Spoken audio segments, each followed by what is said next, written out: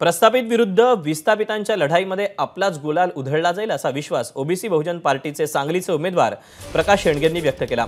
वंचित बहुजन आघाडीने जरी आपल्याला पाठिंबा दिला नसला तरी आनंदराज आंबेडकर यांनी आपल्याला पाठिंबा दिला आणि वंचितच्या भूमिकेचा परिणाम आपल्या मतांमध्ये वाढ करणारा ठरेल असा विश्वास देखील प्रकाश शेंडगे यांनी व्यक्त केला।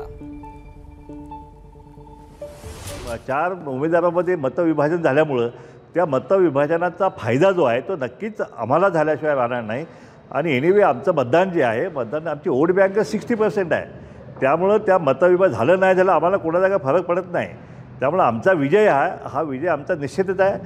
आमचा विजय झाल्यानंतर मात्र सांगलीचं गतवैभव जे आहे ते परत मिळवून दिल्याशिवाय प्रकाश यांनी स्वतः बसणार नाही। त्यामुळं 4 जूनला आम्ही या ठिकाणी कुठल्याही परिस्थितीत गुलाल आणि भंडारा जे आहे त्याची उधळण जे आहे ते आम्ही करू। ओबीसीचा पहिला खासदार जो आहे तो या सांगलीतून नक्की जाणार म्हणजे जाणार। एबीपी माझा, उघडा डोळे बघा नीट।